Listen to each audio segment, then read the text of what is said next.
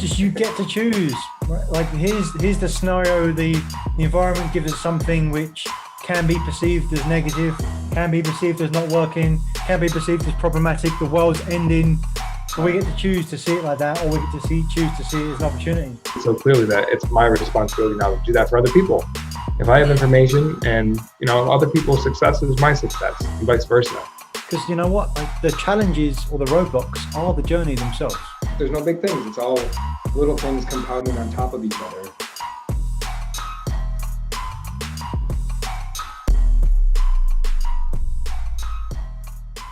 This week, Truth Seekers welcomes Brian Rivers, CEO of Centrifuge Media.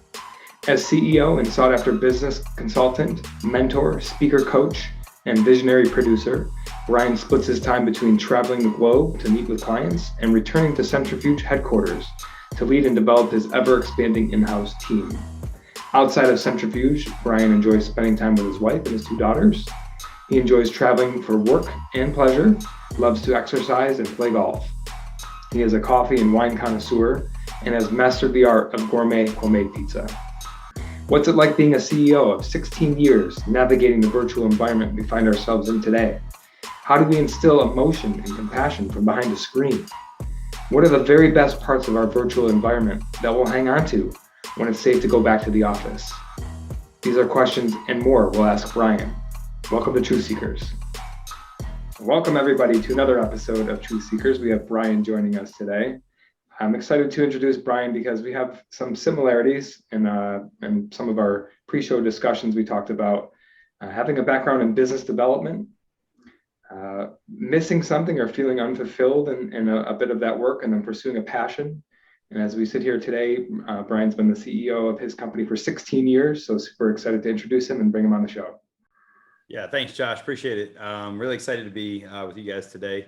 It's looking like we're sort of coming out of a pandemic, but kind of back and forth right now. So I know we're in the in-between phase still, but all the same, it's great to be with you guys and certainly talk about some passionate things that I'm eager to talk about. Yeah, maybe we could start there because Coach Nick and I, we talk about these things a lot, and even with our clients, it's a time in history that businesses and companies need to be as nimble as possible because it's so unpredictable in the future. What sort of mandates are going to come through, or what's expected of us? What do we have to comply with? Not to mention over state lines or even country lines. There's all these different rules, and some rules are in place and some aren't. So how do you make sense of that with your business? And maybe if you want to touch upon a little bit of what your business is about, and then we can kind of roll with that. Yeah, sure. Just to kind of work on the first question, I think pivoting has become something very popular in our vernacular, right? I mean, pivoting is so important to make sure that we're being consistent with being able to adapt, and I think that's verbiage I use a lot with folks in my my company and certainly with clients. This is not. It's a different environment. Us doing this in my business virtually is very different than what we're used to. We're a strategic creative agency that really focuses on helping deliver pharmaceutical messages to sales reps, to physicians. And, with that, a lot of it has to do with in-person training, in-person dialogue. And it's really challenging, obviously, for folks literally overnight, right? March 13th was the date for us where all of a sudden, we moved from, strategically planning to train and develop people one way into all of a sudden, when I'm sure we all remember being on different calls like this before, where it was like, which platform are we using? And, how do I turn my mic on? And so, people instantly had become savants in technology that they weren't used to doing. So I think it's very challenging. You guys are doing obviously a great job on Truth Seekers to be able to, navigate by giving really great information to folks, but you're doing it in a great vehicle. We're doing the same thing. It's challenging, but it's also very exciting to see that people are learning new things. So with our business, like I said, we've been in this 16 years, very lucky and blessed to have been doing such. And, we're no is never an answer. And, that's a cliche thing, but I've always said since I began the company that, failure is a heck of a motivator. So, at the end of the day, I thought in 2008 with the banking crisis and everything that was going to be it. And then all of a sudden we come to yet a pandemic that has kind of crippled a lot of folks in different areas. So learning to navigate those waters can be challenging. But with my business, we're primarily within the life sciences industry. So we deal with a lot of biotechs, pharmaceuticals. And, that's really, I first developed myself as a business developer within the medical education and marketing industry. And I used to hire companies like myself, strangely enough. And as you alluded to before, Josh, there was something that I felt was missing that, just wasn't there. And I felt there was a disconnect. I was hiring a lot of companies that just weren't really sort of is not the right wording, but they weren't really getting that connection point between the training, the utility that's available to us, and the vehicles that are available to us from a technology perspective. And I'm a big fan of also low tech and high tech and mixing the two, so I think it's important to have in-person experiences along with utilization of some really great technology. So that's what we've been doing over the last, 16 years has been a progress as we continue to move along. And once yet again, we've spent the last 20 months really adapting to a very different environment that has allowed us to push the ballot a little bit more, not only with ourselves, with our clients. So really excited about that. Thanks so much for sharing. Coach Nick, what do you notice the most or want to poke and pry at a little bit more? Thank you for sharing, Brian. I wonder if you would just give us a headline of what's the difference between, and you were very succinct with the date as well. I don't remember it that clearly, but so it's interesting to hear you say that March the 13th. The days leading up to that were like a moment where you could give a headline of what your business is and did then, and a headline of what's the real difference from what it does now. I wonder if you can really draw that contrast. Yeah, you mean from when we found out about the 13th and then where we are today with our business? Yeah, sure. I mean, sort of not something, well, I mean, I guess you could record this if you wanted to. The loss of revenue for one was a big one, right? So, March 13th happened and the realization for us was that we were having to train people differently. And ultimately, when that infamous day came around, not only was there a loss of revenue, but you had to figure out how are you going to survive as a company to generate other revenue. Fortunately, being a creative agency, there's other areas to do that. But where we have come in the last 20 months and certainly where we are today is training ourselves differently too, which I think is really important for people to understand is that when employees are adapting to a different environment, so are you, right? You're adapting as a leader, as an owner, to the way that people are doing things differently, the way we have to train people differently. And I think that what we've really been able to develop within ourselves up until today is sort of more of an expansive understanding of this technical side of things, where we're dealing with LED panels and, different structures, from live events to, how are we going to really make sure that we evoke, we use a word, return on emotion, or I should say a phrase. And it's really all about making sure that as we're training sales reps, like they really feel and understand, I'm not just selling a drug, but I'm helping this person with Parkinson's or epilepsy to live a normal life. And so patient centricity is very important, not only our clients, but also to us as a company. And so it's interesting you asked that question because I really feel one of the most important aspects is that we have really needed to learn a different way to evoke emotion and compassion through a digital era that you're not able to do when you're in person. You can put someone on stage or in front of you and they can be really upset, or they can have some possible, I'd say, side effects of whatever their symptoms or disease state might be. But it's hard to do something to make people feel like I'm doing my job, not only because I'm selling prescriptions or I'm doing whatever, but I'm also doing something really cool because I'm really helping these people live a normal life, which is really kind of unique. So I think, thinking outside the box is something that this past, since March 13th has done for us. I feel like we were still kind of on an upward trajectory, but this is certainly, although revenue loss was painful, we've been able to sustain ourselves by being unique, and I think by really making sure that we find new ways to be creative outside of the normal everyday sort of live events and distant training that we were doing previously. Awesome. Thank you for sharing that, Brian. I asked that question because I was intrigued, of course, what you're going to say. I'm also seeing a lot, and Coach, I love your thoughts on this as well.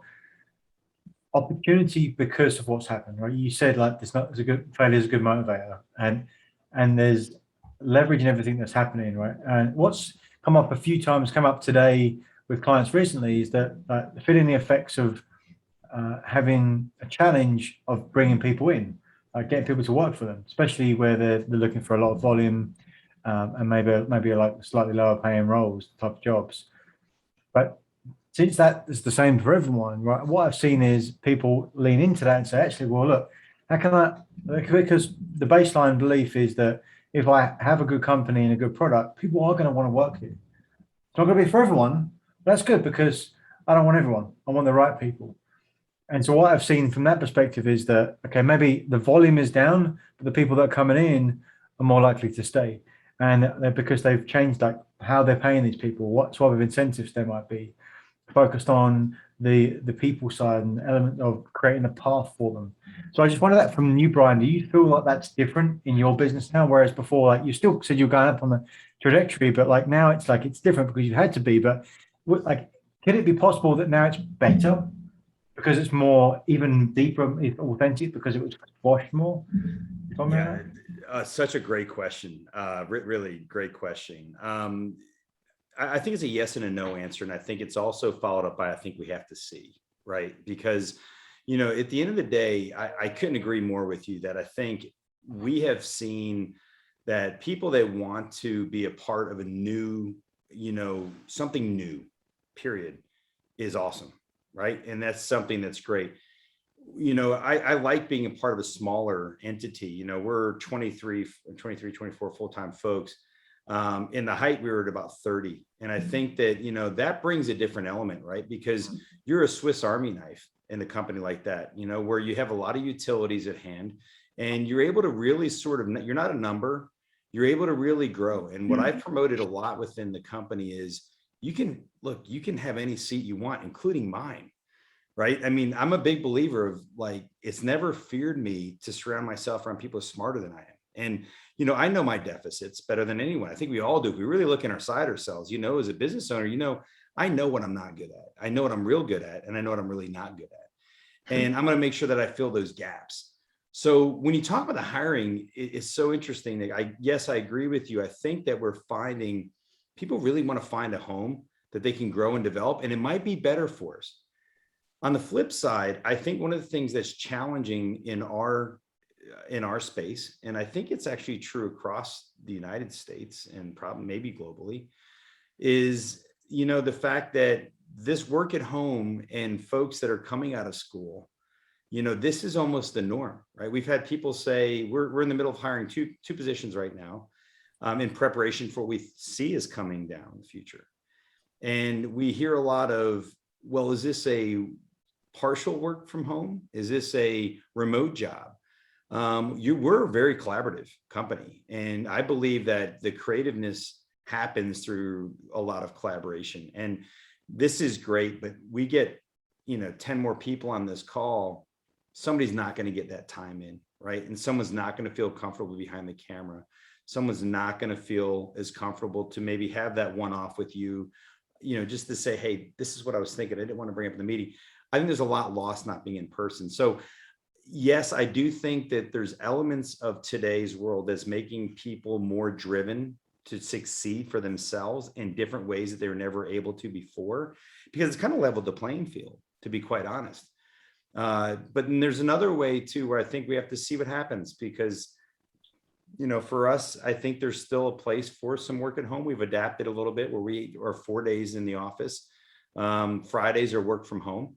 So we're trying to make it a little bit more, and that was really a discussion before COVID, to be quite honest. But my business is really evolving where we are a global company. So for us, sometimes we're taking calls at, 7 at night or 8 or 10, depending on what time it is in Japan or China. So, I think adaptation to the work life is also something that we're learning to do. And I think that when you're dealing with different, I would say, genres of ages, if you will, or what have you. I think the different age segmentations that we have desire something different. So it's kind of hard to get one sort of hat that fits all. I don't know if that makes sense, but. Yeah, I think it comes back to what's important to people. If you could work any job in the world, right? What's going to be important to you? What are you prioritizing? What do you want out of that job? And that virtual connection, the freedom, I guess, seems to be a theme that keeps coming through. And people just want the freedom or flexibility to be able to go to their kids' games or pick them up from school. And they don't want to clock in at 8 a.m. and be in an office setting somewhere. Now, the flip side to that is, that's the perception in the beginning, but once there is that connectivity with people, and picture like a whole group or a whole team of people that have a like-minded approach to business, or you do enjoy being around every single day, that's where you do want to show up to the office. And I think it's easy to, that's on the peripheral, maybe you're even blind to that until you meet the people. But it's just something to, in this new day and age, because I think what you're saying is very true, Brian, where in person, there's so much more that we miss that we don't even think about. But I see the flip side of that. I see the freedom that people want with that lifestyle. But maybe there's a balance somewhere in between. But it's that connectivity with people that once you have it, then people are willing to make sacrifices or do things that they wouldn't have accepted before, having not known the type of people they would be involved with, or the type of company or mission they're going to be involved with too. And that comes back to meaning and purpose in our work. That's why you and I like what we do, is because it's aligned, right? So when you can get other people aligned in that, they'll do things that they normally wouldn't do for companies that they don't believe in. Yeah, absolutely. And I think you touched on a great point. I think, when we look back at, maybe I'd say, when we look back at 12 months ago, I think 12 months ago, people were like, you know what, this is going to work. We could do all this. This has been great. And then when you get past that period, I think people are like, I miss hanging out. It's like our friends, right? I miss hanging out with our friends. I want to grab a drink. I want to do this. I mean, a lot of these people are friends, right? I mean, all coworkers. We're all friends, right? We learn to we spend a lot of time together, and so more than family sometimes. More than family sometimes. And in my group, we do a lot of international travel. I've got folks that have traveled over 200 meetings. I mean, I've been to well over 50 countries myself, as a couple of people in the country or the company. And, with that, you become very close. So I think I agree with you. And I think maybe we're at that balance point now, right? Where I agree. I've got 2 kids, and the silver lining for me personally has been, I'm sure any owners you've ever had or CEOs that you've ever had on your show, right, will always say the same thing. 60-hour weeks are sort of humorous because it's something that people say, right? And you guys can appreciate that, but it's more than that, right? It's a lot more than that. It's when you're sleeping, it's when you're home and you're in your dinner. I like to be in an office because when I leave my office, I want to come home and be present, just like I want to be present when I'm also at work. So I think there's a diametric sort of shift that's going on, that now you're sort of bringing them together. And there is a beauty in that, to be quite honest. But there's also that part where does it stop and start and start and stop, right? So I agree with you 100%. I could not be more on the same page with where you're at. And I think there is a balance. I think it's hard because right now, I wish we could be having this conversation and saying, wow, it's so great the pandemic's finally over. And now we know what that balance is. The problem is, what if we go back into X happens?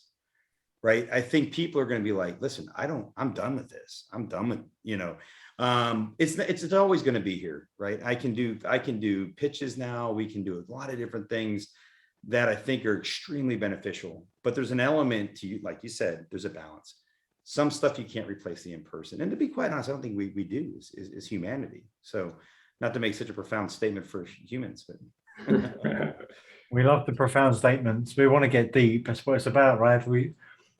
Thank you, Brian, because it's so important to get as deep as possible, because I think that's where most people spend their time just on the surface. And I think what we aim to do is try and get a little bit deeper and dig it down a little bit. It's really fascinating to hear what you say about like the separation.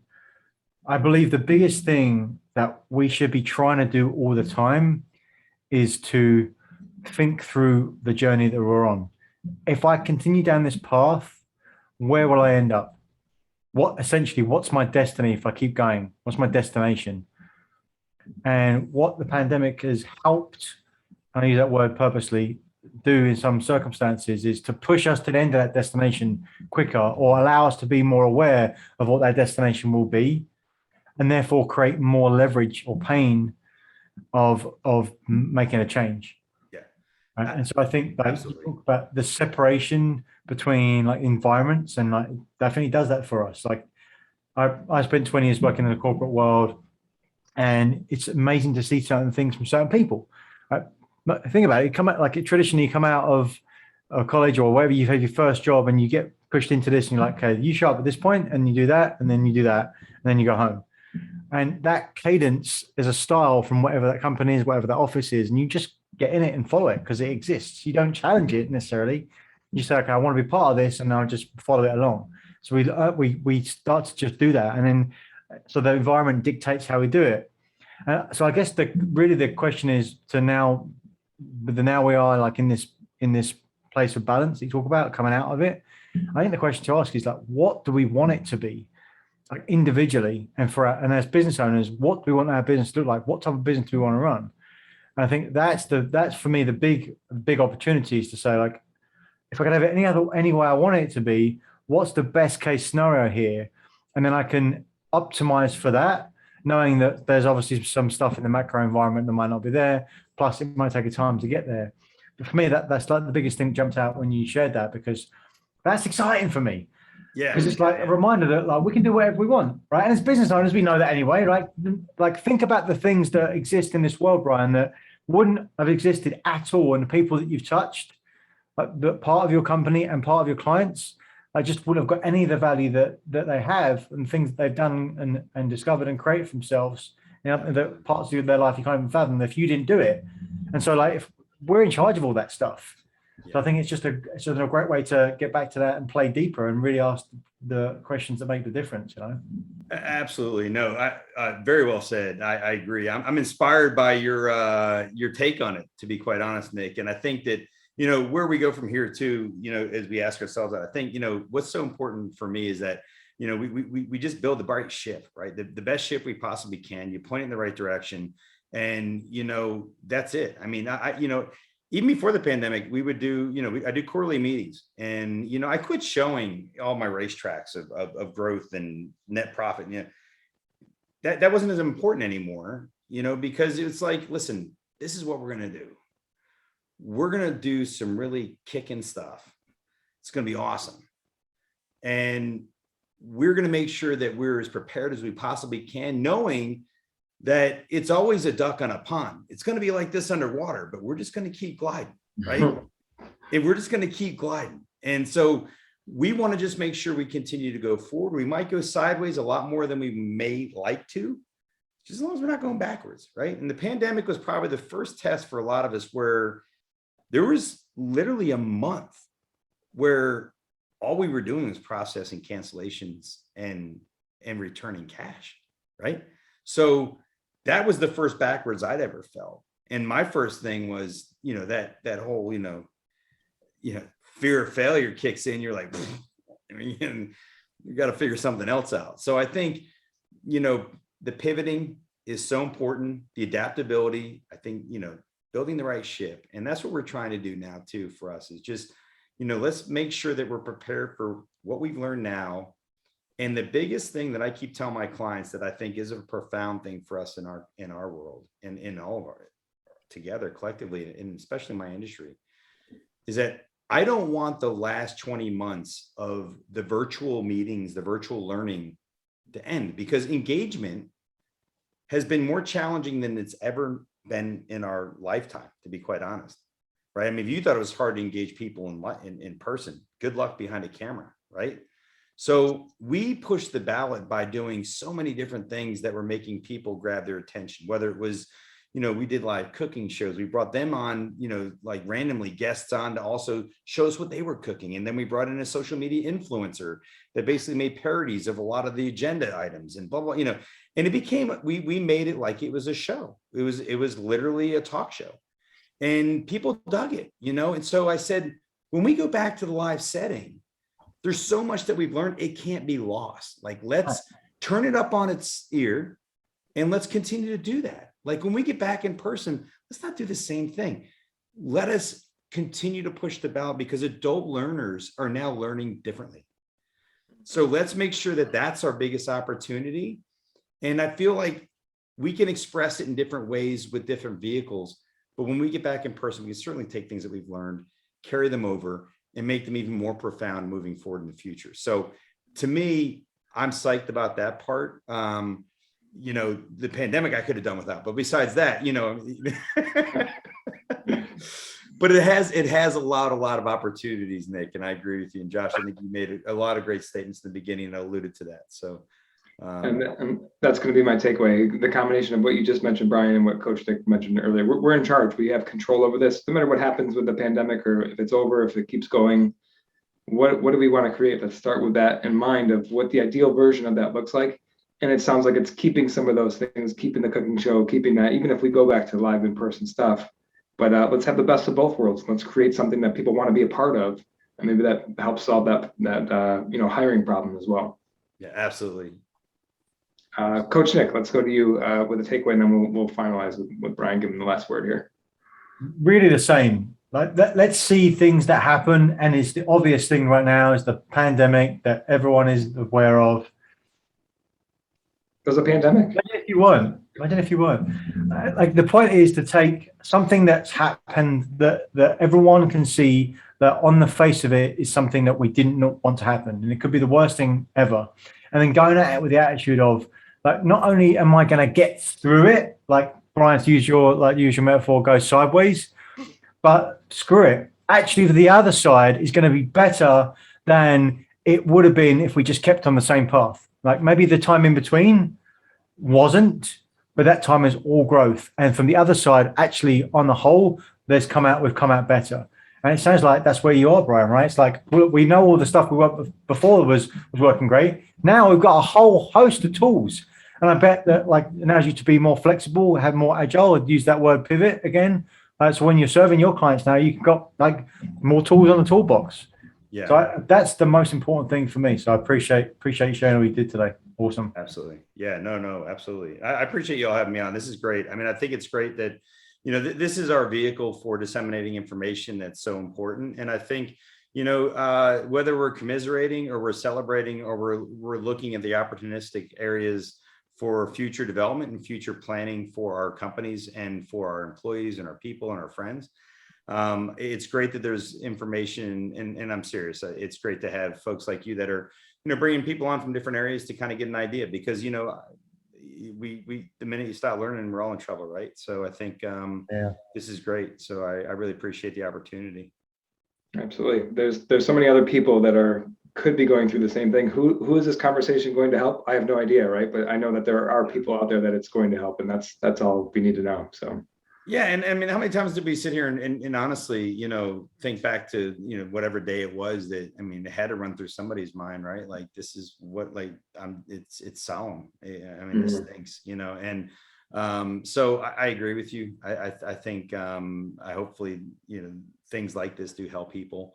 Because it's this too shall pass, and we'll move on from here. So absolutely perfect. We'll leave it right there. Brian, thank you for joining us. Appreciate it. Absolutely. Thank you guys. Appreciate it. Take care. Thank you. Take care. Bye-bye.